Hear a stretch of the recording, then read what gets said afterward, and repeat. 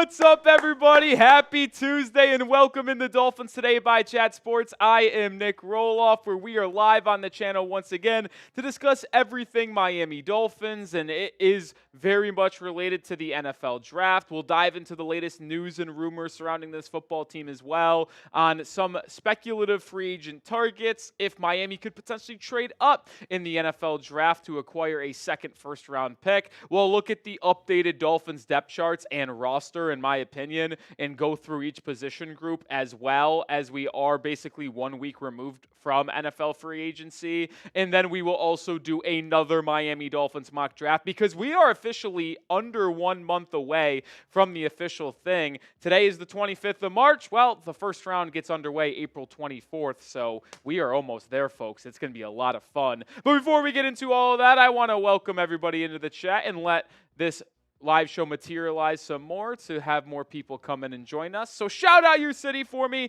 down in the comments section. As always, we're joined by my guy Justin in the building. Shout out to Justin, and shout out to everybody in the chat already, like Paul, Bill Lyon, Buddy Bear, Tyson, Tim, I Like Potatoes. Oh, man, it's going to be a fun one today.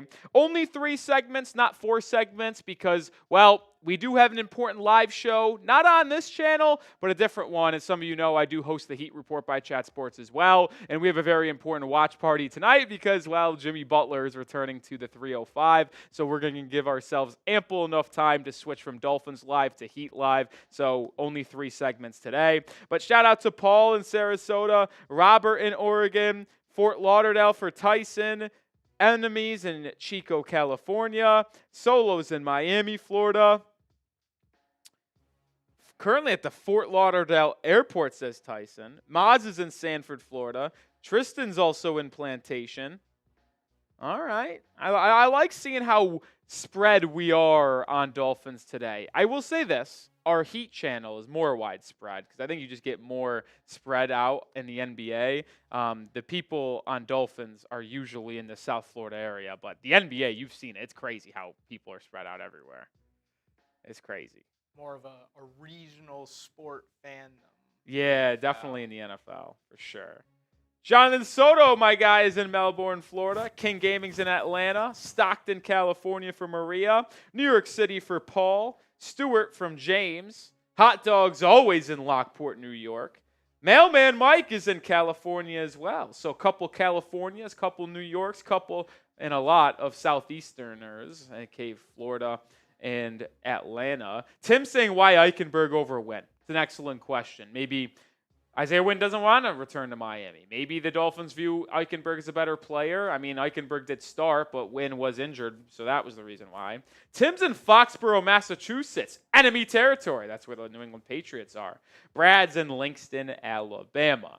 All right, so something we're going to talk about quite a bit today, and it's kind of a theme of today's show, if you will, and we're talking about trading up in the NFL Draft in terms of moving from the second round to the end of the first round to get a second first-round pick. We're not talking about trading up into the top 10 because I don't see Miami doing that, but I could very well see Chris Grier trading back into the first round. So I want to ask you guys, would you trade up into the first round? So the Dolphins make a selection at pick number 13. They go with an offensive lineman. They go with a defensive lineman. They go with a corner. They go with a safety. But then they move up from pick 48 in the second round to say, let's say pick 28, pick 29, pick 30 at the end of the first round to get another player at a position need, like corner, like safety, defensive line, or offensive line, one that they did not pick at 13. Would you do it? Because I am very much open to doing that. But let me know your thoughts down in the comment section. Mailman Mike saying, yeah, I'm down for trading up.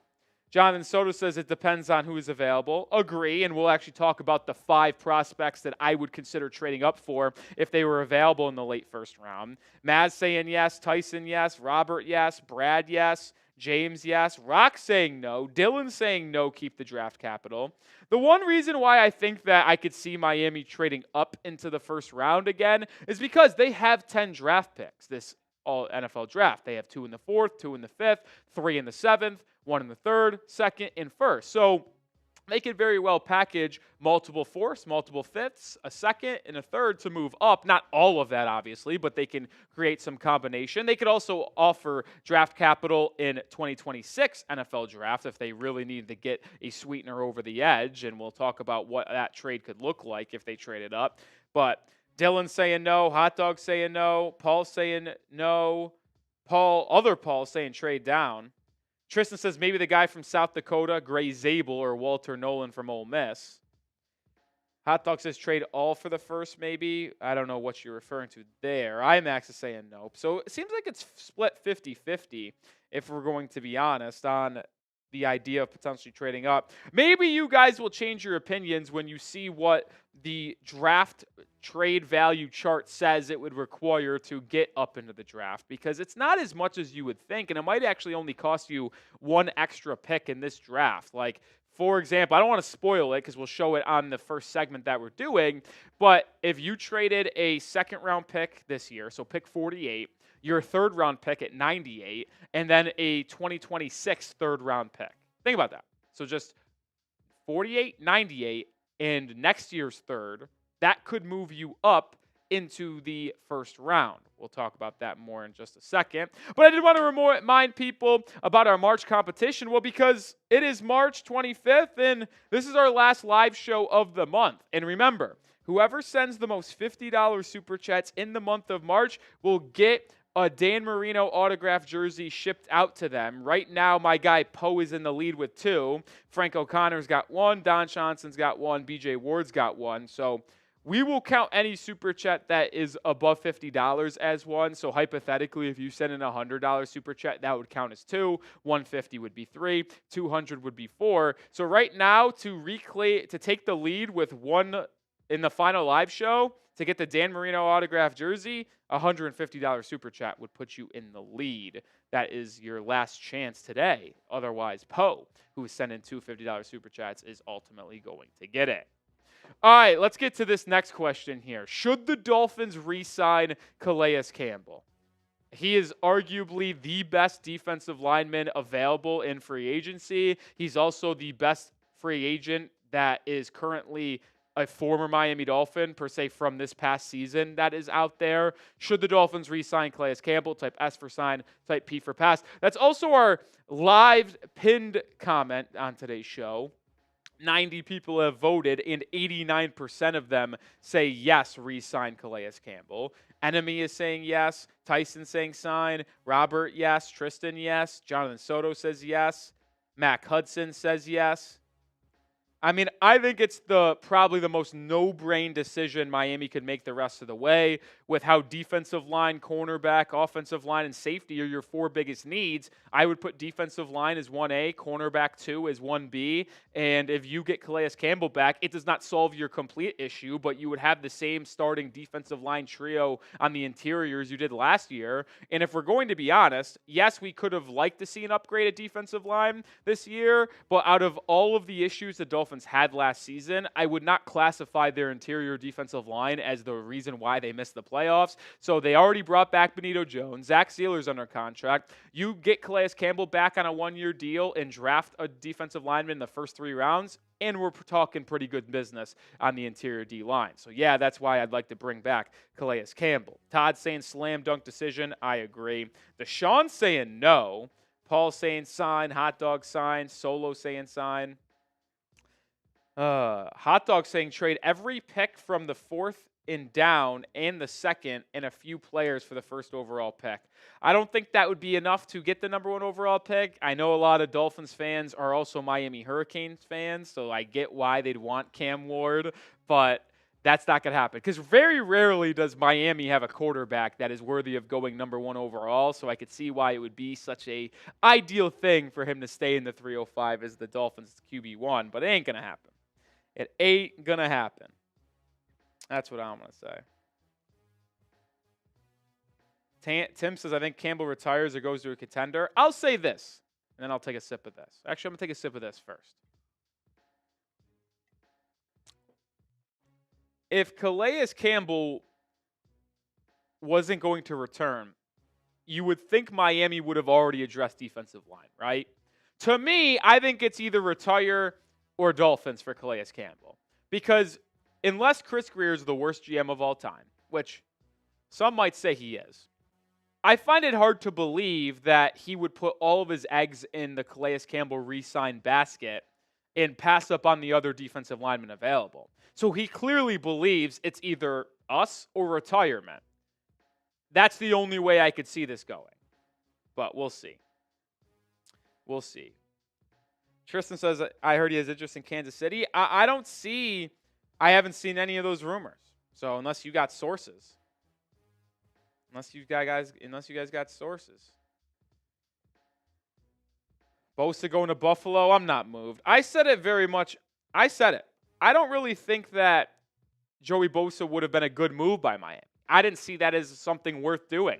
Now, he did sign for under $10 million on the 1 year, but he's injury prone. I said I would take him for $8-9 million, so I guess what Buffalo got him at, I would take him at, but I wasn't going to be stressing no matter what, unless he signed for like $5 million.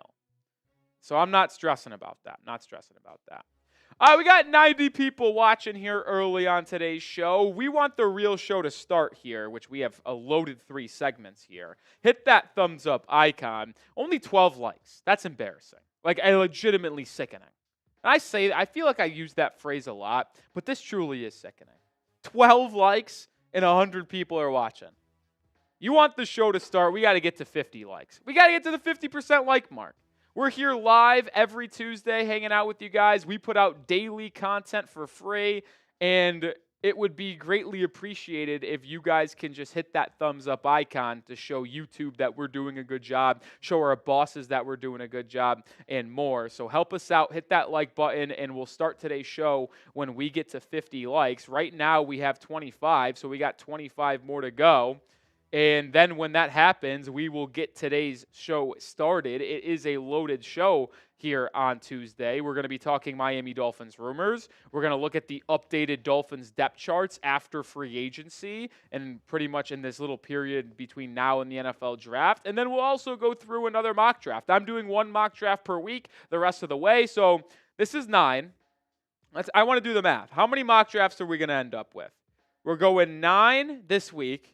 10 next week, 11 the week after, 12 here, and then the week of the draft will be the final mock draft at number 13.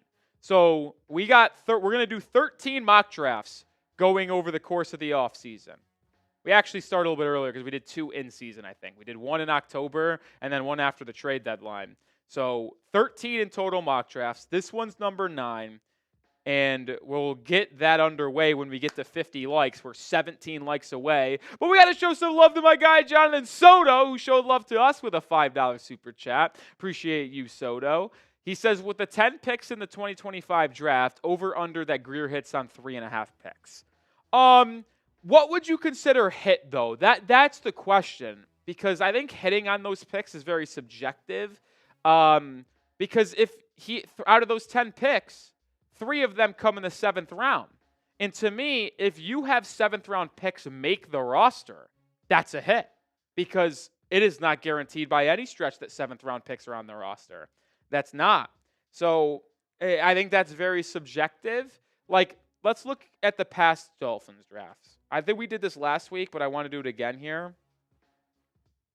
And look at the hit rate, and like I'll go through what I think. Make sure you have hit that thumbs up icon. We're 12 likes away from getting the show started now, but we'll go through this quick exercise for my guy Jonathan Soto, who sent in $5. Appreciate you. But like early last year, the Dolphins made 1, 2, 3, 4, 5, 6, 7 picks. I think I could confidently say they've hit on 3. I think so. Chop Robinson's that's already a hit. Patrick Paul is TBD.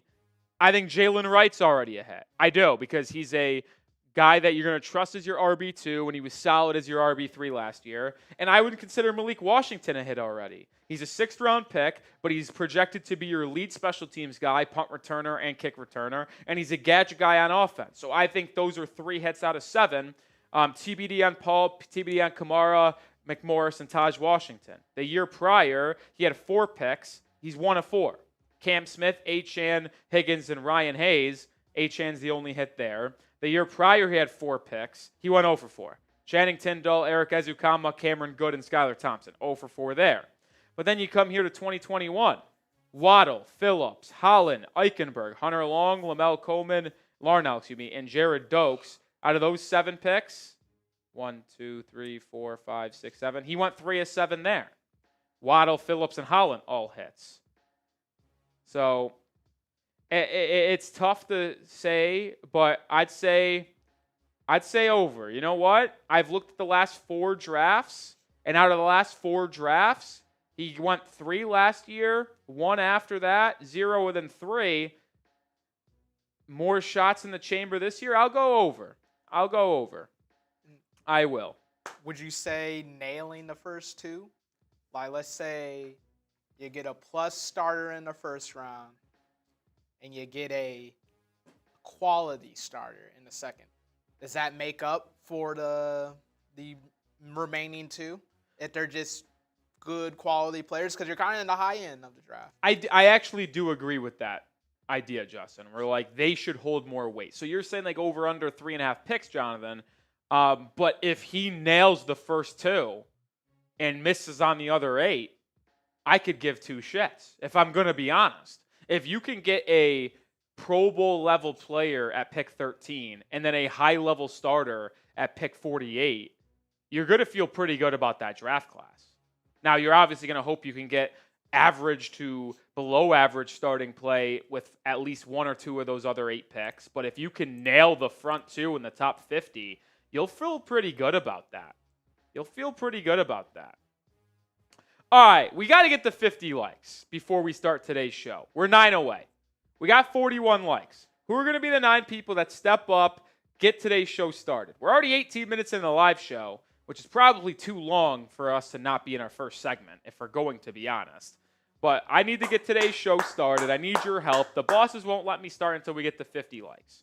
So who are going to be the 8 people to officially get us underway here? 3 more. 3 more. So yours updated quicker than mine. Oh, there's the update. Now we need 3. Let's do it. AKA, that's why we got to get out here a little bit earlier. We usually do 4 segments on the show each week. We got to do 3 because we got an important live show to get to after this. All right, we got to 52 likes. I appreciate everyone who's hit that thumbs up icon. And it is time to get into our first segment, which is dealing with the latest news and rumors surrounding the Miami Dolphins. Will be a fun one to discuss. Let's do it right now. I am Nic Rohloff. This is Dolphins Today by Chat Sports, and we have a lot of news and rumors to discuss here surrounding the Miami Dolphins. And some of it will go with NFL free agency. Some of it will be in the NFL draft. We'll go through 3 kind of questions here on the show. We'll talk about trading up in the 2025 NFL draft. We'll talking about signing veteran left guard Brandon Scherff, and then we'll also discuss re-signing Calais Campbell, who was just massive last year for the Miami Dolphins. But we're going to start with trading up in the NFL draft. And we're going to go back to our Dolphins rumors meters. Remember, there are 4 kind of fins here. 4 is it's absolutely going to happen, should happen. 1 is very, very little, and then 0 is nothing, obviously. But when it comes to trading up in the 2025 NFL draft, I'm going to give it 2 fins, which means people are talking. It's not the most unlikely scenario, but it's also not the most common thing to happen either. Because when you think of what Miami has in the NFL draft, they have a lot to work with at their disposal. They have 10 NFL draft picks. That's a lot. 3 in the 7th, 2 in the 5th, 2 in the 4th, and then 1 in each first 3 rounds. And when I'm talking about trading up in the NFL draft, I'm actually not discussing moving up from pick 13 to potentially move up inside the top 10. I'm actually referring to maybe utilizing some of these day 3 picks in that 3rd round pick to move up from 48th overall and get into the 1st round to have a 2nd selection. Because my idea is this. The Dolphins have a lot of holes to fill at left guard, safety, cornerback, and corner as well. But the thing is, with all those picks, if they really like a prospect, why wouldn't they think about potentially moving up back into the first round? Because remember, the difference between a first-round pick and a second-round pick is pretty large. That first-round pick, it's a fifth-year option attached to their contract, which means you can have them, if they're really good, on 5 years of team control at a relatively cheap price before that extension would kick in. And you saw it with Javon Holland. Like, if Javon Holland was a first-round pick rather than a second-round pick, he'd probably still be on Miami because he would have been given that fifth-year option, just like Jalen Phillips has that fifth-year option this season, because if he was a second-round pick, he probably would not have been extended to this point. So that is very important. I could see Miami trading up, and we'll look at what that cost could be and some of the prospects I would trade up for. But help us out here. Spread the word of Dolphins Today. Share today's video. It'd be greatly appreciated to spread our content across the internet, and specifically Twitter/X. All you got to do is click the share button, select Twitter/X icon, click post to Twitter/X. And if you do that and post it on Twitter, tag me at Nic_Rohloff. I'll give you a like and a retweet. All right, so when you look at what trading up in the NFL draft could actually look like, I think this is a perfect example. And every year, the draft chart gets updated in terms of what pick has each individual value, depending on the draft class and everything in between. Well, when you look at the value chart, what it would likely require for the Dolphins to trade up into the late first round, and I just use the Lions, for example, at pick number 28. The Dolphins move up from 48 in the second round to get that extra first-round pick. All it would require to match the value of that first-round pick is sending your third-round pick, number 98 overall, and a 2026 third-round pick. So you burn a pick next year. Yeah, I know that would stink, but you're only burning one pick extra in this draft to move up 20 spots to get a player that you could really like and have him on that fifth-year option. I would seriously consider that. Now, you might ask what prospects would I would be willing to do that for. These are the 5 that come to Nate right away. And I will say this right now. I am not guaranteeing that these 5 players will go in the first round. I'm not guaranteeing these players will even be available past pick 20. Because if we're going to be honest, there's a world where all 5 of these guys are not even available in the earlier mid-20s. But there is a chance that some of these guys might slip. The 5 prospects I'm looking at: Nick Emenwari from South Carolina, Malachi Starks from Georgia, Derek Harmon and Kenneth Grant on the defensive line from Oregon and Michigan. And then on the offensive line, I'd look at Gray Zabel, the interior offensive lineman from North Dakota State. I think these 5 guys are at least getting a small chance or a middle chance to get in that 25 to 28 range. Now, they could go high. They could not. I've seen mock drafts have them go as high as 13, 15. I've seen them go maybe not even in the first round. I think I saw either Daniel Jeremiah or I think it might have been Mel Kiper have Malachi Starks fall out of the first round. My point is, if one of these 5 are on the board at 28, I would personally trade up and go up and get a guy that could be a key contributor on this football team. So let me know your thoughts. If this is what it would cost you to trade up from pick 48 to get an extra first rounder, would you do it? Type Y for yes or type N for no. Let me know your thoughts on it. This is what it would potentially cost. It might cost more, it might cost less, but this is probably where it would be around. Let me know your thoughts down in the comment section.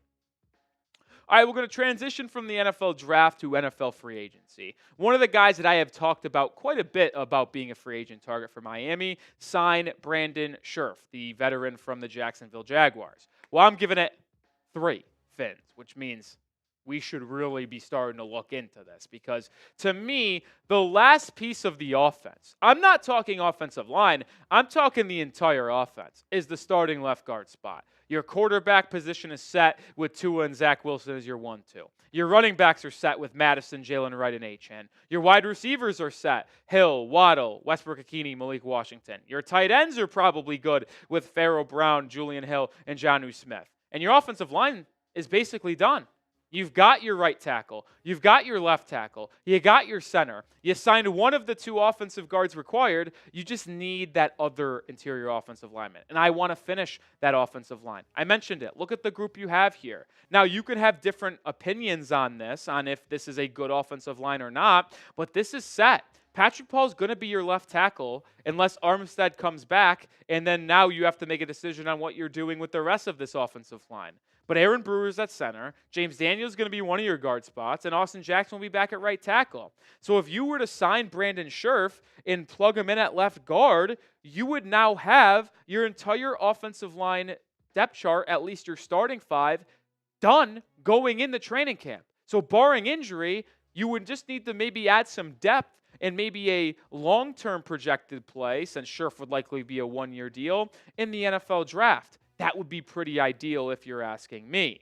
And we'll talk more about Scherff here as a player specifically in just a second. But we are sponsored by Prize Picks, the #1 daily fantasy sports platform out there. I play Prize Picks every single day. All you do is pick more or less on 2 or more player stat projections, and you can win up to 1,000 times your cash right now. And with baseball season getting underway, you can take advantage of combining across different sports, whether it's baseball, whether it's basketball. It does not matter. The postseason's approaching as well. There's college basketball going on right now. You can play in so many different ways, which is why I like Prize Picks so much. You can even include hockey, esports, and much more.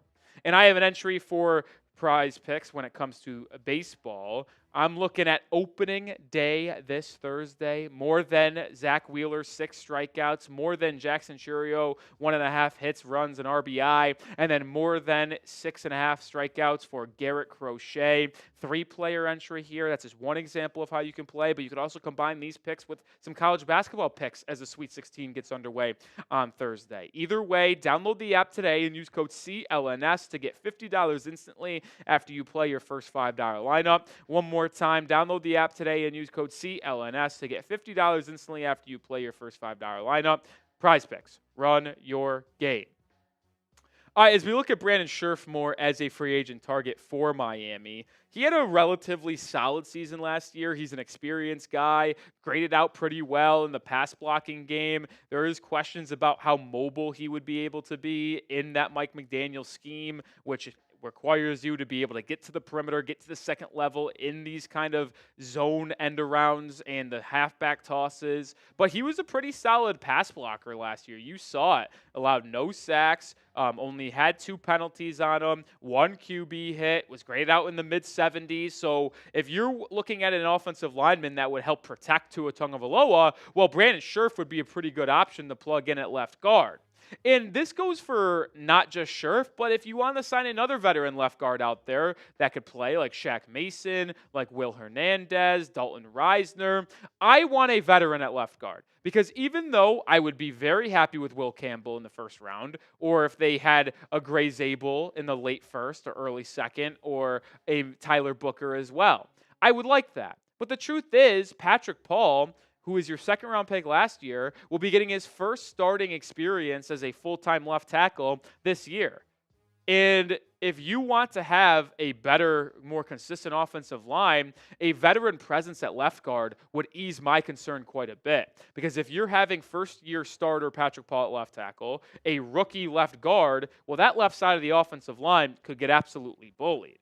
But you plug in a veteran in between Paul and Aaron Brewer, you already have your right guard, right tackle combination set. I would feel much better about that left side and feel very confident about this offensive line, if we're going to be honest, heading into the season, so we could protect Tua and run the ball more effectively up the middle. And I'll tell you what, folks, if the Dolphins ultimately sign Brandon Scherff or any other player in NFL free agency, we will have you covered with a video. We are 50 subscribers away from 68,300. Can we get there on today's episode? It would be greatly appreciated. Daily content, hit that sub button. All right, last rumor we're going to talk about today. Could the Dolphins re-sign Calais Campbell? This is a slam dunk. This is 4 fins, which means it absolutely should be something the Miami Dolphins do. Because Calais Campbell, who was a late signing last year, if you remember, came super, super late after the NFL draft. Like, it came in May, I believe. He was one of your best players on the defense last season. And if we're going to talk about the #1 priority from now until the NFL draft, I think it's re-signing Calais Campbell. I really do. Because he played in all 17 games for you last season. He was a mainstay, a great locker room presence as well. And this defensive line room is just so, belittled, if you will. They finally signed Bonito Jones back to be that nose tackle on the defensive line, but you need that consistent defensive lineman that can work opposite to Zach Sealer. It was Calais Campbell last season. I would like it to be Calais Campbell again. You look at the numbers. This guy's 36, 37 years old, still putting up 5 sacks, 12 TFLs, getting after the quarterback, and we know how big he is, 6'6", so when he puts those paws up, he gets his hands on some of those passes at the line of scrimmage as well. Like, Calais Campbell was so good last year. He showed no sign of descent. He showed no sign of falling off. I really like Calais Campbell. I like his leadership in the locker room as well. To me, if Calais Campbell is not retiring, Chris Grier should do everything in his power to ensure he is playing in a Dolphins uniform next season. And I think every Dolphins fan could agree with that. So if Calais doesn't retire, please re-sign him. So what say you? Are you agreeing with me? Do you feel this strongly about bringing back Calais Campbell? If you do, type S for sign. If you are disagreeing with me and typing those P for passes, well, that's fine too. That's why we like to ask you guys these questions. All right, to round out the conversation on Calais Campbell, if you re-sign him, it just gives you a more laxed mentality heading into the NFL draft. Seriously. Because right now, we talk about corner, safety, defensive line, offensive line in such a big way. Now, who the Dolphins draft at pick 13, pick 48, is all up to who's on the board, and I would go best player available on each of those 4 individual positions when you're picking at 13 and 48. But if you re-sign Calais Campbell, it would provide you a more laxed approach where you could maybe go best player available at defensive back and offensive line, and then look to go defensive line at pick 48 or pick 98. Like, I think that would be much better suited for this Dolphins football team because there's a deep defensive line class. You can go TJ Sanders from South Carolina, Darius Alexander from Toledo in the second round, potentially, if they consider and are available at that spot. It would not hamstring you to where you should draft one in the first round. Bring back Calais Campbell to me. Just got to happen. And like I said earlier, there's no better options out there. All of them are gone. Like, I'm trying to think off the top of the head here about who I would rather have on this defensive line in free agency. Outside of Calais Campbell, I can't do it. I just seriously think he is like head and shoulders above everybody else that is still a free agent on the defensive line. I think he's still mulling if he's retiring or not. So if he doesn't retire, Calais, please return to Miami. And if Calais Campbell does re-sign with the Miami Dolphins, we will make a video about that, and you'll probably see a very happy Nic Rohloff, and he'll be smiling this entire video. So hopefully that ultimately comes to fruition. But like I say, make sure you subscribe because when these things happen, when the Dolphins make moves, we have you covered. All right, first segment in the books. Would you guys re-sign Calais Campbell? Dave is saying sign. Double S is saying sign. What's up, Double S? How you doing, my friend? How you doing? Paul's saying sign. Tyson saying sign. Enemy is saying sign. Tyson saying sign. Do you think that maybe he's just waiting that he can maybe skip training camp? I'll say this, and I understand some veterans do that. Like, there was who's the veteran that did it last year? I mean, a ton of veterans do it now, but like, I mean, it's not mandatory though. Like, if the Dolphins like wanted him back, but Calais Campbell says I don't want to do off-season workouts like OTAs and minicamp, and I just want to come back for like the beginning part of training camp, the Dolphins could be fine with that. So like, yeah, we'll excuse you. That's fine. So I don't know. Like, I get that might be a concern, but I don't think like they could probably make an amendment. Maybe not, though. I don't know. I would sign him back.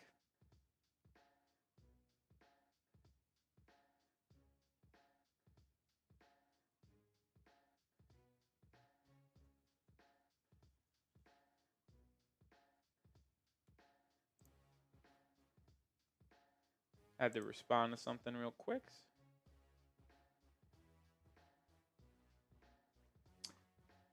Jermaine says, go defensive tackle in first round, O-line in second round. Possible. Certainly possible. What's Jordan Schultz saying about Trey Hendrickson? The idea of a trade seems dead. Okay. So it looks like Trey Hendrickson is not being traded. They told him, suck it up. Suck it up. You're playing. Looks like they're going to try to sign him, though. It's like what it sounds like.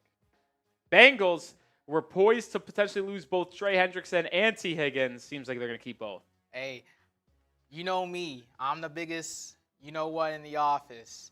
But I got to applaud Joe Burrow. He whooped the owner in shape and got everybody paid. I didn't know where you're going with you're the biggest you-know-what in the office. Oh, hater. But okay, yeah. I literally had no clue. Like, I was thinking about it the entire time. I'm like, what was he referring to when he said that? But hater, okay.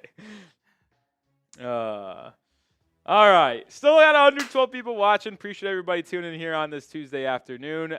We're going to get into our second segment now, and that is on the Dolphins depth chart. We're going to look at every single position group, give my thoughts, give my grade, and look at the key players for each position group as we are just a couple weeks removed away from NFL free agency. So with that being said, let's get into this episode of the show. We're going to look at every single position group that the Miami Dolphins have on today's show. I am Nic Rohloff. This is Dolphins Today by Chat Sports.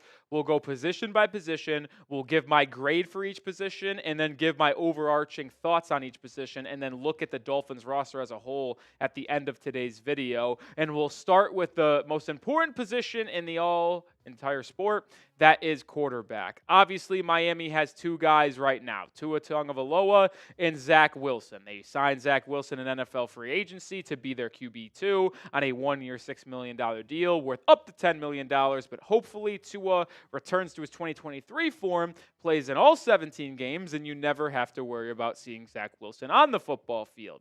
Now, there is still a QB3 spot that, to me, will get filled through the NFL draft, but at least as of right now, I'm giving the position group a B+. And I think that's fair. I know a lot of people are going to be negative about Tua, negative about Zach Wilson, and it seems like Wilson's a very divisive quarterback 2 option for the Dolphins. But it's still the best one they've had over the last 4 seasons. It's better than Skylar Thompson, it's better than Tim Boyle, and it's better than Tyler Huntley. And I think a B+ is fair because I think Tua is a top half quarterback in football. I know he's got his limitations, but I still think he's around that 14, 15, 16 range. He just simply has to stay healthy. But when you think of the quarterback position as a whole and where we will go for the rest of the offseason at this group, they clearly are going to need to add a third quarterback. Every team needs to have a third guy, whether it's a practice squad player, someone on the 53-man roster that's a healthy scratch every single week. Either way, draft one on day 3, whether it's with one of your 3 7th-round picks, one of your 2 4ths, one of your 2 5ths. Would not take one in the first 3 rounds, in the first 100 picks of the draft, but with one of your 4ths, one of your 5ths, one of your 7ths, absolutely get that developmental guy as your third quarterback, and then this room will be set. All right, we're going to move over to running backs here in a second, but make sure you're following us on Instagram. Dolphins Today IG is our handle. We currently have 778 followers. We put out content over there every single day in between our YouTube shows. So if you want more Dolphins coverage, follow us at Dolphins Today IG. We're looking to get to 1,000, but we got to start by getting 800 first. Help us out right now.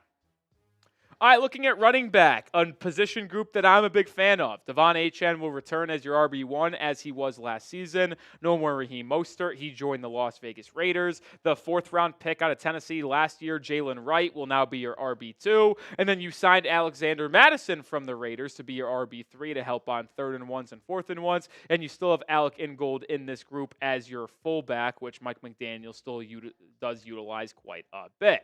And when I look at this group, I know they only had 1 addition and 1 subtraction. I give it an A-. It's one of the highest groups out there. I said this last year that I thought the running back room was one of the best position groups that the Dolphins had with Achane, Mostert, and Jalen Wright, and it's kind of the same reason. I am very excited about Jalen Wright's second year in Miami. I think he's going to have a larger role. He was a good piece last season. He had a big game against the New England Patriots that we discussed in Week 5 when they won on the road, which was really fun. Him and Mostert combined for 150 rushing yards, and they averaged 6 yards per attempt. It was sick. Hopefully they'll be able to do that more with Achane. And then I think Alexander Mattison is a massive help as well in the 3rd, 4th down situations when you're in the middle of the field, 3rd and 1, 4th and 1. Mattison has had a rough time scoring inside the 5-yard line over the past last couple of seasons, but he has been exceptionally good at 3rd and 1s and 4th and 1s in the middle of the field. I think it's got a good blend of speed, physicality. I am very excited for this position group. It's one of the highest rated out there, in my opinion, on this roster. Another position group that I have a very high hopes for, wide receiver room once again. And although they had a pretty down season in 2024, I think a lot can be looked at in terms of Tua Tagovailoa's health being a little bit rough and only playing in 11 games. But you have Tyreek as your wide receiver 1, Jalen as your wide receiver 2, the 2-year, $6.5 million contract that you hand out to Nick Westbrook-Ikhine for your wide receiver 3. Malik Washington returns as your gadget guy, your wide receiver 4, guy that can play in the slot. They probably still need some depth because I don't believe in Tariq Black, Eric Ezukama, or as D. Eskridge as legit guys, but maybe they draft one in the NFL draft. But either way, this is the highest grade that I have for a position group. I give it an A.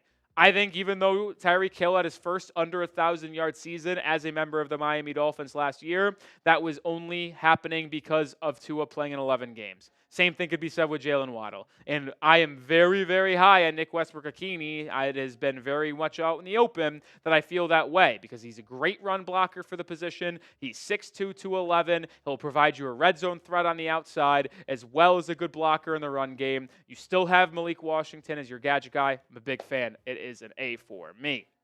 But let me know your thoughts. What's the Dolphins' best position group?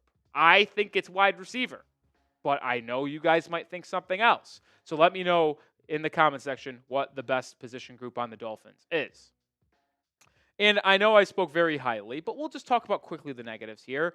The one thing that drove me nuts last year, Jalen Waddle's drop issues, Tyreek Hill's drop issues. Now, we know Tyreek Hill had a wrist injury. I don't know how much that played a role into that. But overall, if Hill and Waddle dropped the ball less than last year, Tua plays more than 11 games, this wide receiver room will put up big-time numbers. I think it's a very well-rounded group with speed, physicality, size, gadget guys. It's going to be a very fun group to watch. I think it's one of the best out in the NFL, but on this Dolphins team. All right, let's move over to the tight end group now. Jonnu Smith returns for his second season. Julian Hill is still under contract. And then Pharaoh Brown, who you signed to a 1-year deal, becomes your tight end 3. Tanner Connor still returns, and Hayden Rucci will be back on a futures contract as well. I give this a B. I know it might be a little bit low because of how good Jonnu Smith was last season, but I like Pharaoh Brown. Julian Hill, I don't really like. I think that's very much out in the public eye. But when you specifically look at the tight end group as a whole, Jonnu Smith's returning off of a record season. Set Dolphins franchise records for a single season in receptions and receiving yards. So obviously, you're going to feel good about year 2 of Jonnu Smith. The one knock I have on this position group, which is why I give it a B and it's not higher into the A- or the B+, is because there's no future. Like, maybe this comes in the draft and they go after a Mason Taylor or a Gunnar Helm or someone like that in the middle rounds, but who is going to be the tight end after the season? Unless they extend Jonnu Smith before the year, he's going to be a free agent. The other guys, Julian Hill or Pharaoh Brown, 1-year deals. So maybe this gets decided in the NFL draft, but the tight end outlook as a whole is good for this year, but they're all going to be off the team technically in the books after this season. All right, let's get to the offensive line now. This one is interesting. They obviously have Austin Jackson returning from his injury to be your starting right tackle. Signed James Daniels to a 3-year, $24 million contract to play one of your starting guard spots. Aaron Brewer returns in year 2 of 3 to be your starting center. And then your second-round pick last year out of Houston, Patrick Paul, will be your starting left tackle unless Teron Armstead does not retire, but all signs indicate he will. Larry Borum, you signed to a 1-year deal. He'll likely be your Kendall Lamb replacement as your swing tackle. Liam Eichenberg is unfortunately back to be a depth piece on the interior. Still have Andrew Meyer, who was on the roster last season, as your backup center as well. But the truth is, when you're grading this offensive line, give it an incomplete. Seriously, I don't know if this is just a little bit negative or not, but how can I give a responsible answer as the host and a content creator and an analyst of this Dolphins football team if they don't have a starting left guard? Until that's addressed, I am not going to give it a grade. It simply just cannot be Liam Eichenberg or Larry Borum starting at left guard. And if it is, it's going to be a D+, D grade. I like James Daniels, I like Aaron Brewer, and I like Austin Jackson. But those three can't carry this entire offensive line. Like, if you're starting left guard's Liam Eichenberg, that's an F spot. Patrick Paul's an unknown. So, to me, they need to either draft one high, pick 13 or pick 48 to play at left guard, or sign a veteran like Will Hernandez or a guy we've talked about quite a bit in Brandon Scherff. Either way, I can't seriously give you guys my grade on this offensive line until I know who's starting at left guard, because it better not be Larry Borom or Liam Eichenberg. But make sure you are subscribed to the channel, because we're going to talk about the latest Dolphins news, Dolphins rumors, segments, breakdowns like this one every single day. Videos every day, all week long, 365 days a year. So join the channel, hit that sub button right now. All right, it's going to get to the defense now, and we'll start in the trenches over here, the defensive line. Another position group that I feel like I can't really speak in total a lot, because all you have is Zach Sealer and you re-sign Benito Jones, but you need to fill out your depth and you need to get a second starter on the interior next to Zach Sealer. So my grade for the defensive line, it's incomplete. Like, I can't believe how neglected this position group has been in the offseason so far. Like, seriously, you need to add about 3 or 4 more defensive linemen into this group. You need to add a starter. You need to add a third interior defensive lineman. You probably need to add a second nose tackle behind Benito Jones. Like, there's just so much that needs to happen with this specific position group where it's hard to really give it a grade, which is why I gave it an incomplete once again. And I would love to see Calais Campbell return. If he returns, the grade would probably be much higher than what I would give it if he doesn't return. But, man, you need to add a lot of spots to this group. All right, we're going to combine linebacker and edge into one position group here, because we'll just look at the linebackers as a whole. Obviously, you restructured Bradley Chubb's contract, so he returns. Jalen Phillips on that 5th-year option returns after his ACL injury. Chop Robinson is your number 1 guy after a really good rookie season. Mo Kamara, going to be your 2nd-year guy, 5th-year pick last season, and you brought back Quentin Bell on a 1-year contract as well. And then specifically on the inside linebacker spot, Tyrell Dotson was re-signed to a 2-year deal to complement Jordan Brooks on the interior linebacker room. Then you also signed KJ Britt and Willie Gay Jr. on 1-year deals to be the depth on the inside linebacker crew. And when you look at edge and linebacker on the interior combined, this is my best spot on the defense. It's an A-. Like, I am very bullish about this group and how fun they can be. And when you look at the edge room specifically, Chop Robinson's going to lead that group. And if he improves, like you saw him improve week in, week out of his rookie season for year 2, he could be one of the best edge rushers in all football this upcoming year. Then you get Jalen Phillips and Bradley Chubb in rotation as that 2-3 on the edge group. Mo Kamara, 2nd year. Quentin Bell was solid last season as a depth piece.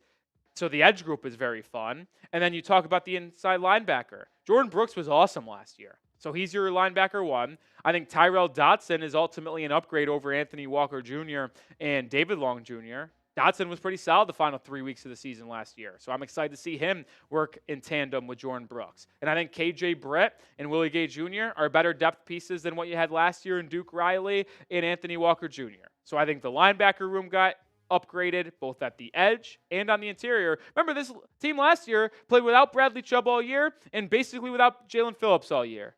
And they're getting them both back, and they should both be fully healthy, ready to go week 1. It's going to be very fun to see this team have an improved pass rush from last season. All right, before we get into the secondary here, I do want to let you know this sweet Dolphins hoodie is on sale for, yes, $40 off. I think it's a cool design from 47. Shout out to them. White hoodies, the Go Fins, the palm trees, the Miami Dolphins logo with the text there. Chatsports.com/Dolphins hoodie is where you can get it. Link is in the description and comments of today's video. $40 off.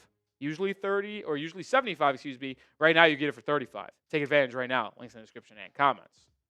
All right, let's look at the cornerback room now for the Dolphins. Kader Kohu returns as your nickel guy on a 1-year, $3.2 million deal. Jalen Ramsey is still your CB1, but you have no CB2. Storm Duck, UDFA out of Louisville, is going to be on this team for a 2nd season. Cam Smith entering year 3 after being a 2nd-round pick in 2023. Ethan Bonner and Artie Burns. Incomplete grade. Just like, if we're going to be honest, like, this is a disappointing area for the Dolphins right now. I understand cutting Kendall Fuller created some cap space for you. But it didn't create enough cap space, in my opinion, to justify moving on from him. And I get it. His cap hit would have been about $6 million this year. But he played really good. And although he only played 11 games, those 11 games were strong. He's still out there in free agency. Maybe you can re-sign him for a cheap contract. But you desperately need to add a CB2. Whether it's a free agent out there, Sante Samuel Jr., Stephon Gilmore, Kendall Fuller. There's just examples, just to name a few. Or if it's a pick in the first 2 rounds. Could be maybe Will Johnson in round 1. Maybe it's Jahdae Barron in round 1. Maybe you go in the second round and go Isaiah Thomas from Florida State or Siobhan Revel from East Carolina, Maxwell Harrison from Kentucky. Options as well. But either way, you're going to need to add a corner to start opposite of Jalen Ramsey in this room. If it's Will Johnson or Barron in the first round, I'm cool with that. Even if it's one of those highly touted guys in the second round like Revel, Harrison, or Thomas, I would still be skeptical of needing them to start right away. So this CB room could be good, could be dicey to how Chris Grier addresses it the rest of the offseason. All right, we'll move over to the safety room to round out the defense here. Obviously signed Ashton Davis and Ifeatu Melifonwu in free agency. Elijah Campbell was re-signed on a 1-year deal. Special teams ace, but a good fifth DB guy anyway. And also Patrick McMorris coming back after he was a 6th-round pick in 2024's NFL draft. But to me, this is an incomplete grade as well. And I hate to give so many incomplete grades, but when you look at the offensive line, you look at the defensive line, you look at the safety room, you look at the cornerback room, if I cannot confidently say that there are specific starters in place, I'm not going to be able to give it a grade. And that's why corner, safety, defensive line, and offensive line are the 4 biggest needs for the Miami Dolphins when we talk about what they need going into the draft and the rest of free agency so often. It's similar to corner. Now, maybe it's not as desperate as cornerback number 2 because to me, you cannot draft one in the 3rd round and trust them to start right away. But the Dolphins could go into the draft, go with the first 3 rounds, whether it is in the 13th pick, the 48th pick, or the 98th pick, and maybe make something happen there in terms of safety. I like Xavier Watts from Notre Dame in the 2nd round as an option. Like obviously Malachi Starks, Nick Wari, Jahdae Barron as an option as well in the 1st round. You could also look at Jonas Sanker, Andrew Makuba, and some of these other players at the 3rd round spot. Kevin Winston Jr. from Penn State as well. Sebastian Castro, another name to go out there. But either way, safety is another position needed to be addressed in the NFL draft. All right, grading time, folks. Rate the Dolphins roster at this point in the offseason. How are you feeling? Scale 1 to 100. Let me know your thoughts in the comment section. How would you grade the Dolphins roster as a whole, 1 to 100? All right, before I give you mine, you can't forget about special teams because there are 4 players still on the roster that we need to discuss. Jason Sanders is your kicker. You signed Ryan Stonehouse as your punter. Now, you have not officially released Jake Bailey, which I don't know what they're waiting for because releasing him saves you $1.9 million in cap space. He's only going to have a dead cap of $550,000. Blake Ferguson also returns as your long snapper. But I like this group, man. Stonehouse, I think, is going to be really good with Craig Ackerman again in Miami. They were together in 2022 in Tennessee. Sanders was nails last year at the end of the year, winning Special Teams Player of the Month a couple times. So I'm excited about special teams being a positive for Miami this upcoming season. All right, my rating for this Dolphins roster is at a 77. And if you kind of equated that to like letter grades, it's only a C+. So it's not very high. But this rating could get upgraded very, very quickly if the Dolphins simply signed a veteran left guard, added a corner, safety, and defensive lineman with the first 3 picks in the draft, assuming that they're good players. Like, they could go up in the mid-80s and be a playoff caliber team. But right now, I don't think they are. And if I had to put money down on it, gun to my head, you think the Dolphins are in the postseason in 2025 or not, I'd probably say no. But that can change very quickly if Chris Grier is able to nail a couple draft picks early and some of these cheap free agents they signed ultimately become major key forces for this Dolphins team. But with so many needs still out there and so many contracts that were just 1 year handed out, I think this roster is at about a 77 right now. And I'll tell you what, I'll never lie to you guys. I'll tell you how I feel. If I think the Dolphins are going to be good, I'll tell you. If I think they're going to be bad, I'll tell you. If I think they're going to lose, I'll tell you. If I think they're going to win, I'll tell you. It's kind of how I feel right now in this Dolphins roster. All right, we'll round out with this. Make sure you follow us on Instagram. Once again, content over there every single day outside of our YouTube shows. So make sure you follow us. Dolphins Today IG is our handle. Go give us a follow right now. All right, that will do it for that segment. I'm having issues. I can't even see the live chat on my YouTube studio. Are you having issues? No, I can see him. I literally can't see them. I can see the people watching in the legs. I can't see the live chat. Like, it's very strange. Let me see if I could pull it up on a different tab and it would work. Let me try that. How about this? While you're doing that, I got a fun little exercise for you and the chat. Okay. We talked about all the incomplete grades on that last episode. And let's be honest, you're not going to be able to fill every single position with somebody that's going to be great. I can't see it, man. So, of the 4 positions that we talked about, defensive tackle, cornerback, safety, and offensive guard, you can only pick 2 of the 4 that have plus starters there from the draft. What are the 2 that you're picking? Whew! That's a question. That's a good one. You could only choose 2 plus starters out of offensive line, corner, safety, and left guard. And defensive tackle. Defensive line. Oh, God. This is I gotta say left guard as one of them because we just need we need a competent offensive line on the interior so bad. But you're making me pick out of the other 3 is brutal. I'll probably put safety last if I'm going to be honest. As much as I would love another safety, like it is one of the least valuable positions in the NFL. Which I don't want to say safeties aren't important, but it is not as valuable as the others. Not having another outside corner could get dicey, but my answer, I'll go left guard and defensive tackle. Trenches. Build the trenches. Okay. Tristan is saying defensive tackle and cornerback. Matt is saying guard and cornerback. Arnold is saying guard and defensive line. So a lot of people agree with you.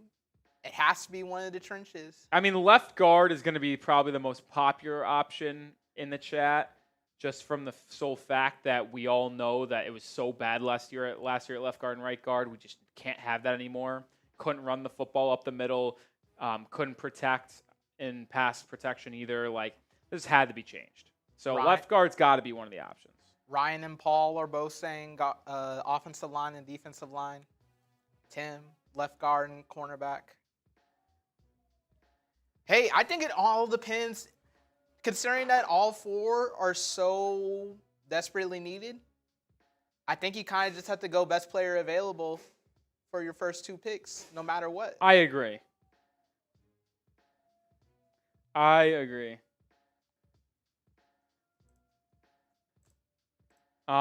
still can't see the chat. This is crazy. I don't know why. I've never had this issue before. I just can't see the live chat. I've refreshed. I've deleted and came out. I don't understand what the issue is. I literally could not. Let me try one more time.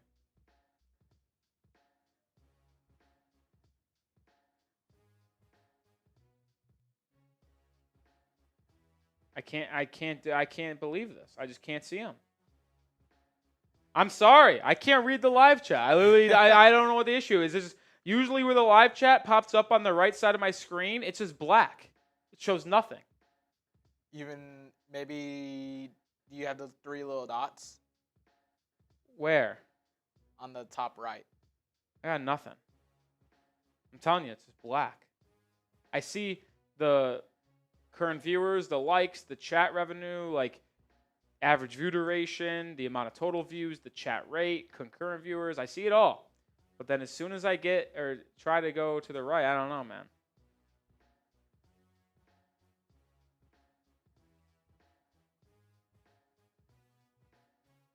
Yeah, I have no clue.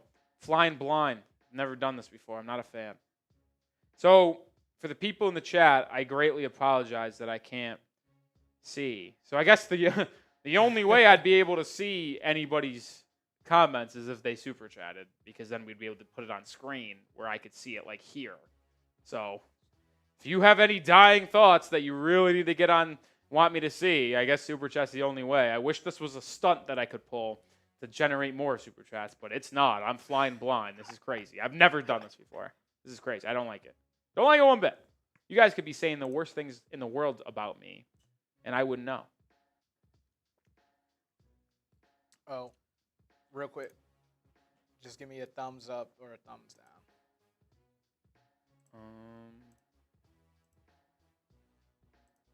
That's going to be a thumbs up. Cool. Looks perfect. What's up, Samuel? All right, bye, Samuel. I don't even know if that's his full name. I would assume so. Sam Brown checking in on us. All right, well, since I can't really talk to the chat, might as well move it along here with our third and final segment of the day. Mock Draft 9.0. We've got 9, 10, 11, 12, 13. 5 mock drafts left on the channel. I will be doing 5 personal mock drafts the rest of the way because we have 5 weeks until the NFL draft, 1 per week. And, well, we're going to get into 9.0 here, where I stand in late March. Let's get into it. Mock Draft 9.0. We'll end up doing 13 of these things, so we're 9 of 13. We're almost to the end. And this one, all 7 rounds, like they will all be the rest of the way, but this one features trades. I don't usually do trades in mock drafts, but I'm doing it today, so stay tuned as I move up and maybe down. We'll see. We'll see. All right, we'll go with pick number 13 first, and, well, folks, I'm going Will Johnson, the corner from Michigan, and I hate to do this. I really do. But if you are subscribed to the channel and watched last week's mock draft, 8.0, you would know I drafted Will Johnson at pick number 13. What does that tell you with 1 month ago to go into the draft? I don't know what Miami is doing. I don't. But as my own personal opinion, if I was the GM of the Miami Dolphins, if Will Johnson is on the board at pick number 13, he is starting to become my number 1 guy. Now, if a player on the offensive line like Armand Membu or Will Campbell slid out of the top 10, top 11 or 12, and were on the board at pick 13, yes, those 2 would be higher on my board than Will Johnson. But in almost every mock draft I see, they are all going inside the top 12. So they're off the board in most scenarios like they were in this mock draft I did. So Will Johnson was on the board, and I'm taking him. And like I mentioned, make sure you're subscribed because in my last mock draft, I took Will Johnson 13th overall. And if you want more mock drafts, more NFL draft content on the Miami Dolphins, hit that sub button under a month ago. The reason why I'm starting to kind of zero in on Will Johnson, the corner from Michigan, is because CB2 is such a large need. And I know there's safety, there's left guard, there's defensive line, but I don't really love any of the defensive linemen on the board at 13. I like Kenneth Grant. I like Derek Harmon, but at 13, I don't love that value. I love Malachi Starks and Jahdae Barron. They were actually off the board when I was picking here at number 13 in this specific mock draft, which is why I went with Will Johnson once again, because he fits both of your timelines. He fits your CB2 role right now, but he also has the capability of being an elite shutdown corner to where he can be your CB1 of the future and maybe even move Jalen Ramsey to safety potentially because he's done it prior, so maybe he could do it again in the future. I mean, look at his 2023 coverage stats as a member of the Wolverines. Unbelievable. Only played 6 games last year due to injury and kind of shut it down a little bit early. But, man, Will Johnson to me would be just an elite pick at 13. It would give you a really good cover corner combination as well as a future at the position as well. Woo, woo, woo, woo. Trade alert, trade alert. First trade here in this mock draft. We're going up, baby. And if you watched early in the week, we did a video and a little part of a show about what it would cost to trade up in the NFL draft. And I listed 5 prospects that I would trade up for from the second round to the first round. Well, this is what it would cost in the trade value chart. Your second round pick, your third round pick, and a future third round pick to go up 20 spots to get into the first round so you get a 5th-year option. And what am I taking with that 28th pick with the Lions? I'm going defensive line. I'm going Derek Harmon, the defensive lineman from Oregon. And if you watched the show earlier in the week, I labeled 5 prospects as people I'd move up for. If Malachi Starks fell, Nic Rohloff fell, Kenneth Grant fell, Gray Zabel was available, the offensive line from North Dakota State, and my 5th was Derek Harmon. Because to me, he provides everything you need to complement Zach Sealer. He can stop the run. He can get after the passer. He had 5 sacks, 55 pressures in 2024. He is a big fella that showcases some athleticism as well, something we know Chris Grier values because of what he took in 2018 when he selected Christian Wilkins. I think Derek Harmon would be a very good complementary piece. Whether this is the defensive lineman starting opposite to Zach Sealer, or if this is the defensive lineman number 3 that's in rotation because you re-signed Calais Campbell. Either way, I would very much like to bring in Derek Harmon if he was available late. I could say the same thing for Kenneth Grant. Now, in the specific mock draft, Kenneth Grant went 21-22, so he wasn't really available in that striking distance that I think Miami could look at, which is anywhere between 27 and 32. And getting the 5th-year option on Harmon could be valuable because if he ultimately is a stud, you see these defensive line contracts coming out, man, going 23, 24, 25, 30 plus $1 million. You get Harmon for 5 years on a good price. If he's that good, it could be a game-changing piece on your defense. But let me know your thoughts. Not on Derek Harmon, but just let me know on trading up. Would you trade up from round 2 to round 1 to take a player that you like on your board? Type Y for yes or type N for no. Because we got rid of round 2 pick and we got rid of the 3rd round pick, our next selection comes in the 4th round, and I am addressing safety. Jonas Sanker, the safety/defensive back from Virginia, someone I've liked a lot in the middle rounds. Same thing could be said about Sebastian Castro, Andrew Makuba, whether it's the 3rd, 4th round kind of area for these safeties. Sanker got good size to him, 6 feet tall, 206 pounds, and tested relatively well at the NFL Combine, 8.95 RAS in total. But you see the 40-yard dash. Any safety that runs under a 4.5 is pretty solid to me. I love Malachi Starks. I think he's an absolute stud, and he's going to be a no-doubt good player in the NFL. But Sanker has a better 40-yard dash than Starks. Now, Starks probably moves better on the football field, but you also see the broad jump from Sanker, which is a true score in test of explosiveness. Good there, 9.21 grade. He was productive last year for the Cavaliers defense, both in the run game as well as pass coverage. And you look at the statistics here for 2024, according to Pro Football Focus, he had 98 tackles and a missed tackle percentage of 13%. Not the best, but it will play. For example, Nic Rohloff, the talented safety from South Carolina, had a missed tackle percentage of 7.2. That ranked top 15 in the country. Sanker was solid, and he's more of a cover safety, if you will. Gave about 60% completion percentage, only 2 touchdowns. QB rating when target of 87.6. This is why he's going in the 4th round and not in the 1st or 2nd round. Good ball player. I think he'd be able to come in and compete with Ashton Davis and Ifeatu Melifonwu for that number 1 safety / number 2 safety / number 3 safety spot. Sanker is someone I got my eyes on in the middle rounds. I'm going to go offense here. I'm going to go Pat Bryant. And I know some people in the chat might start saying, how have you not taken an offensive lineman yet? I understand it, but I addressed the 3 biggest defensive needs at corner, D-line, and safety with the first 3 picks. And I could not pass the value of Pat Bryant. I can't quit him.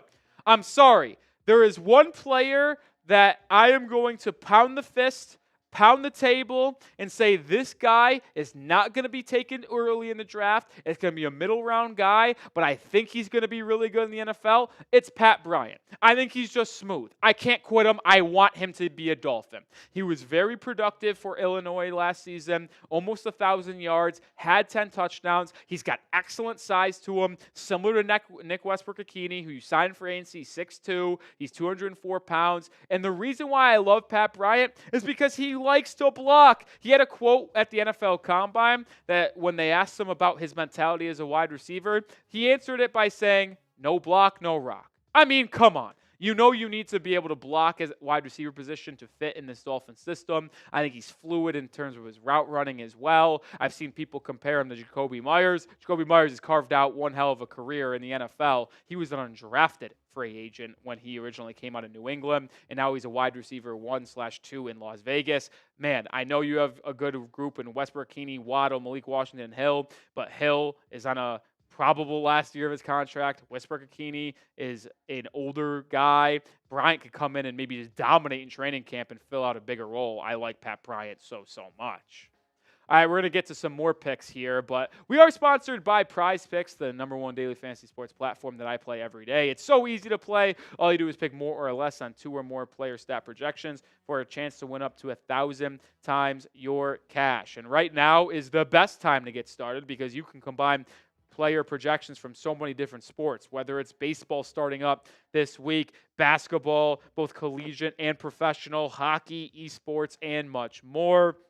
They also offer Venmo, Apple Pay, MasterCard for quick and easy deposits into your account this season. They have weekly promotions that can lead to big payouts like Taco Tuesday, each Tuesday, Prize Picks discounts, select player projections up to 25% to provide even more value for your lineups. Baseball has officially gotten underway. Opening day was Thursday.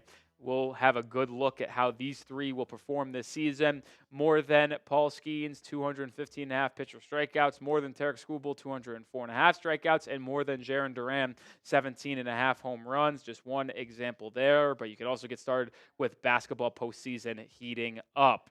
Download the app today and use code CLNS to get $50 instantly after you play your first $5 lineup. One more time, download the app today and use code CLNS to get $50 instantly after you play your first $5 lineup. Prize Picks. Run your game. All right, we have 2 fifth-round picks practically next to each other in the 5th round, 150 and 155. I'm going 2 offensive linemen here. Hey, I know some of you probably don't like that I'm waiting this long to take offensive linemen, but I'm throwing multiple darts at the board at the 5th round selections. Luke Kandra from Cincinnati and Connor Colby from Iowa. And I want to look at these two side by side. Kandra had the better 2024 campaign, but I'll never bet against an Iowa offensive lineman. I'm sorry, I just won't. Kandra actually was pretty solid in the Big 12 for the Bearcats. Graded out really well for Pro Football Focus. Didn't allow a sack. Colby in the Big 10 didn't have as much success. Better run blocker than he is a pass blocker, which doesn't surprise me because, well, we know Iowa football. They like to run it much more than they like to pass it. Allowed a couple sacks, 6 hurries. Either way, the idea and thought process behind this here by taking 2 fifth-round offensive linemen, maybe they become starters, maybe they don't. But at least you will have 2 guys coming here in the middle round that will compete for a role that could either back up a veteran like Brandon Scherff or compete to be a starting guy with Liam Eichenberg. I know it's a disaster to think that way, but it's definitely possible that Chris Greer addresses the offensive line in this way. 2 shots with Kandra and Colby. Trade alert, trade alert, trade alert. We're moving up again. We don't have a 6th-round pick this year. I want one. I traded our 2026 6th-round pick, so I'm sending out 2026 6th and a 2026 3rd-round pick in this mock draft to get a couple selections here.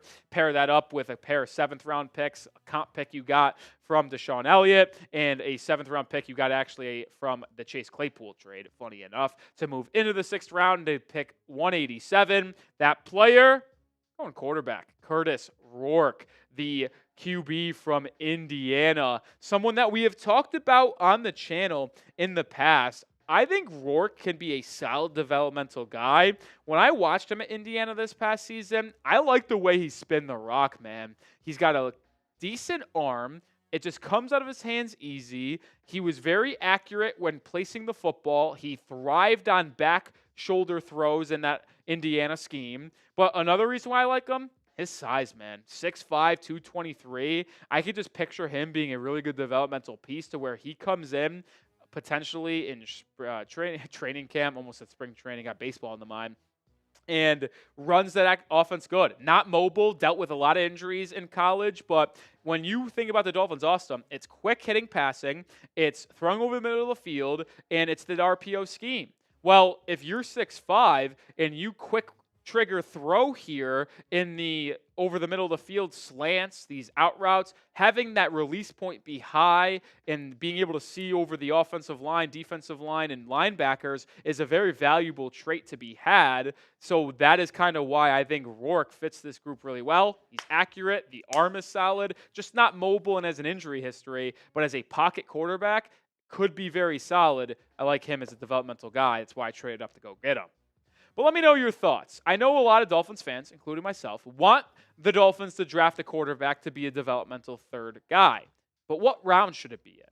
Should you do it in the second or third round and go with a Jackson Dart, a Jalen Milroe, a Quinn Ewers? Or should they wait later and go Dylan Gabriel, go Tyler Shuck, go Curtis Rourke? Let me know your thoughts down in the comment section.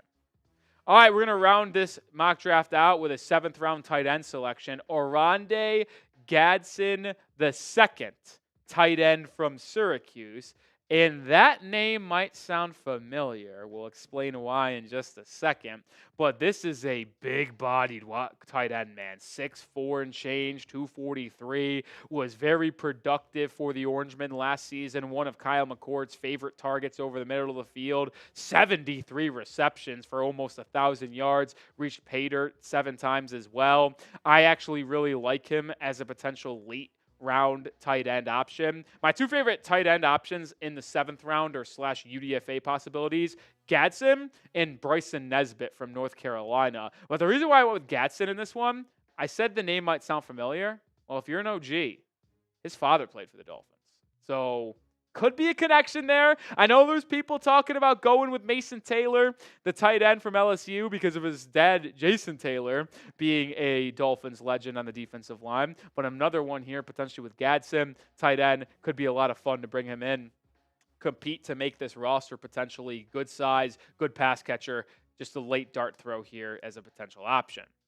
All right, that'll do it for this episode, this mock draft 9.0. Get down in the comment section. Let me know how I did. But also make sure you subscribe for more because we're releasing weekly mock drafts every week until the NFL draft in late April. We'll also have you updated with every Dolphins draft visit, draft rumor. That comes out over the next month. So hit that sub button because there's no other channel that you will want. All right, that does it for our live show. All 3 segments in the book. We're an hour away from being live on Heat, so we're going to sign off relatively quick. But, Justin, you're going to have to do me a favor, and because my chat is still dead, I want to know what the people are saying about the mock draft. If there are any comments, any grades, any just overarching thoughts, what are they saying? Steve says A+. Ooh. Paul says B. Okay. It's funny. I think it was either Matt or Paul earlier. We're like, worst trades ever. But then when you pick Gadsden, they said, please bring in OG Jr. Fantastic pick. So the 7th round pick saved the mock draft. Yeah. Tristan says B+. Enemy says B+. Matt says B- or C. So. You know what? I'll take it. It's not bad. I didn't see any Fs. But they say if you didn't go with an F on a mock draft, you didn't do it right. If it's PFF grading you, you did it right. But oh, shit. That's good stuff. All right. Like I said, we are live in under an hour on the Heat channel for Jimmy Butler's return to Miami, which is why we only did 3 segments on today's show. Had to wrap it up a little bit earlier than we usually do. If anyone's got any last-second questions, thoughts, you got a minute to set in the super chat. We'll pop it on screen. I'll be able to see it because I can't see the live chat right now. If not, we'll hop out of here and get ready for that big-time matchup between Miami and Golden State. But give it a minute. Steve says, I like that Condra and White pick. Yeah. I assume he's talking about Connor Colby, the offensive lineman from Iowa. Because I didn't take anybody named White in this draft. So, well, that is true. Couple of white offensive linemen, if that's what you're referring to. And then Matt followed up saying, you caught us in the heart with the legacy pick. I've noticed that the Dolphins fans, specifically on the channel, love their legacy. People have been spamming about Mason Taylor from LSU, which I get it. It's cool to keep it in the family, but not a bad player. Listen, he played well for the Cuse last year, so his play to me dictates someone that I would be interested in. Nothing to do with the legacy, just all about him playing well as a collegiate player and on his own merit, to me. I promise you this, though, folks. In next week's mock draft, I will not be taking Will Johnson with the first pick. Even though he's coming atop my board, the point of doing mock drafts is spicing it up and seeing how the rest of the draft could go when you make different choices. So I will not be taking the same player in 3 straight mock drafts, but in this trade-up mock draft, I did want to continue to take Will Johnson that early because no offensive linemen were worth at 13 in my pick. Like, to me, and I'll say this will be the last thing I say on today's live show, and I was talking about this with some people in the office. Yes, left guard is a massive need. Offensive line is huge for Miami. At this point in the process with a month to go, doing some scouting, doing some research, doing some analysis, there are only 2 offensive linemen, in my opinion, are worth taking at 13 overall. That is Armand Membu from Missouri. That is Will Campbell from LSU. I don't think Kelvin Banks Jr. from Texas is worth taking at 13. I don't think Gray Zabel is worth picking at 13. I don't think Tyler Booker is worth taking at 13. I don't think Josh Connerly is worth taking at 13. None of these offensive linemen, outside of Will Campbell and Armand Membu, to me are worth the 13th selection. I would much rather go with a defensive back, whether it's Barron, Starks, Johnson, or if a defensive lineman slides, or maybe they fall in love with a Kenneth Grant. I still think it's a little bit early there. I like the sweet spot of the DBs, man. I do. I really, really do. And then you can get one of your trench guys in the second round if you don't move up, because you can take a guy like Jonas Sevilla. I'm botching that name, from Arizona. There's a lot of good defensive linemen that will be available in round 2, I think. So there's a lot of options. A lot of options. All right, I'll do it for this episode and live show on the channel. Appreciate everybody for tuning in throughout today's show. Appreciate Justin once again for helping us out, getting this show started and producing. For Justin, Nic Rohloff, peace out.